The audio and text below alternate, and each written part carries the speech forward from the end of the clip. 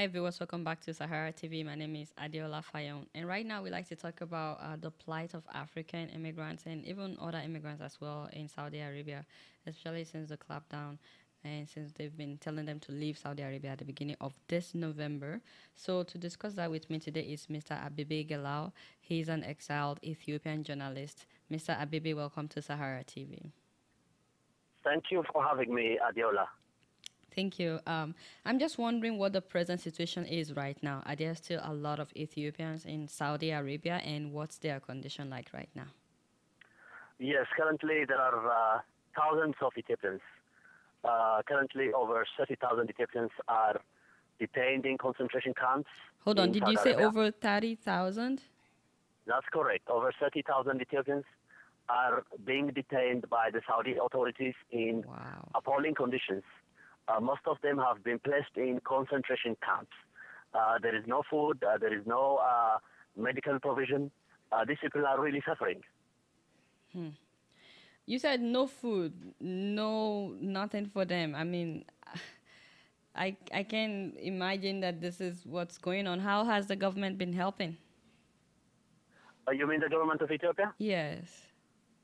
Well, the government of Ethiopia is part of the problem. Actually, the majority of these maids were exported to Saudi Arabia in masses. The government of Ethiopia and Saudi Arabia had agreed, to take over 40,000 Ethiopians a month, Ethiopian maids a month. This happened when other countries were expelling their citizens because of the abuses, the massive abuses in Saudi Arabia. Indonesians, the Philippine government, even Kenyans, took out their citizens. But the Ethiopian government agreed to fill the gaps and export 40,000 Ethiopian maids a month. Every month, 40,000 every month? Every month. That's a staggering number, but that's a reality. But why would they agree to such? Beg your pardon? Why would they agree to do so? Well, the case, the reality is that in Ethiopia there is poverty, grinding poverty. These are people who have been excluded from the economic life of the country. They have no jobs, no opportunities afforded. We have a highly discriminatory ethnic tyranny in Ethiopia, and the majority of Ethiopians have been condemned to live in appalling poverty. So these people did not have any options, but whenever opportunities arise, they think that Saudi Arabia would be much better than Ethiopia, but unfortunately, the situation that they have been facing is slavery. It's modern-day slavery that so many expatriates are facing in Saudi Arabia. But Saudi made the announcement, I think, early in April that the immigrants have to leave. What happened till now? How come is there any reason why the Ethiopian government was not able to get its citizens out since April? The thing is that they put in place a new law to regulate immigration to Saudi Arabia. In order to stay in Saudi Arabia, you need to have a sponsor, whether you enter Saudi Arabia legally or illegally, especially legally, unless you have a sponsor.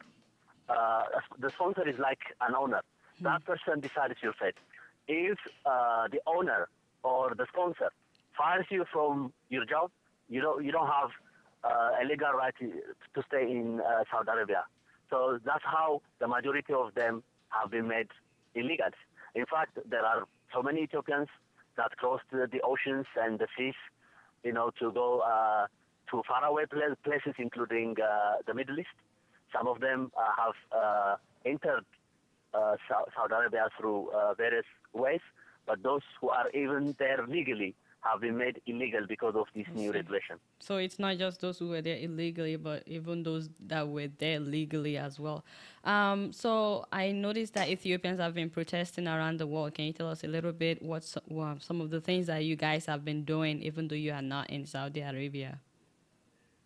Yes, Ethiopians across the world have been expressing their anger, not only against the Saudi government, but also against the Ethiopian government, because the Ethiopian government is not willing to help these helpless Ethiopians. So far, the only thing they do is providing lip service. They enjoy listening to their own lives. They are saying that they are evacuating thousands of Ethiopians, but that's not the truth. So Ethiopians are saying that the Ethiopian government should also be held accountable and should intervene to improve the situation. And they also want to express their outrage, vent their anger at the Saudi government, which is also part of the problem. Because when these people have been attacked, raped, or killed, the Saudi authorities usually don't do anything because they don't treat these foreigners as human beings. This has been the case for a long time in Saudi Arabia, where the legal system itself is unfortunately highly abusive. And speaking about protests, I read somewhere that Ethiopians in Ethiopia were not, that were trying to protest, were being arrested by police and they were not allowed to protest. Is this true? That's actually the irony. Despite the fact that the Ethiopian government is saying that, it's doing its best to help these Ethiopians, even Ethiopians in their own country are facing situation worse than Saudi Arabia. People are being killed, jailed. You cannot protest. You cannot express your opinion freely.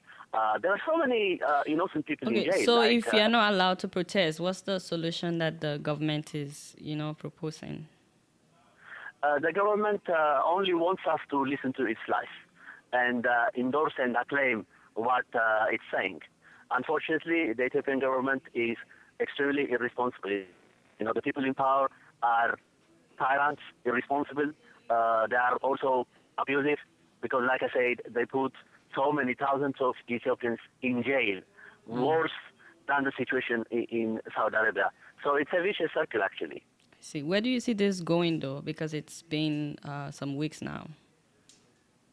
Well, there is no easy way to resolve this crisis because two governments, that means the Saudi government and the Ethiopian government, are not doing their best to resolve the situation.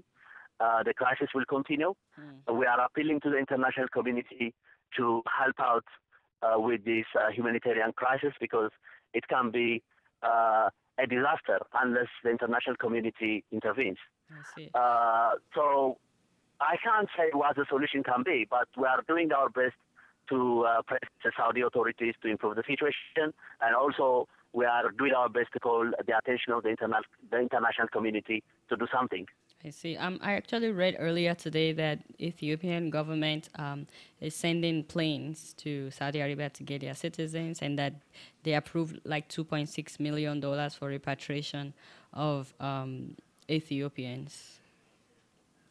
Well, that's part of the lip service. The Ethiopian government is always masterful in playing this kind of games. They don't care about their citizens. This is a reality that the whole world knows. Day in and day out, they are being condemned by international human rights groups for the abuses that they are committing against the citizens in Ethiopia. As long as the Ethiopian government itself doesn't improve, the situation in Ethiopia, people would still take risk to get out of Ethiopia, let alone coming to Ethiopia by government planes. That's ridiculous. I see. I remember that not long ago, to switch topic quickly, thank you for talking about what's going on in Saudi Arabia.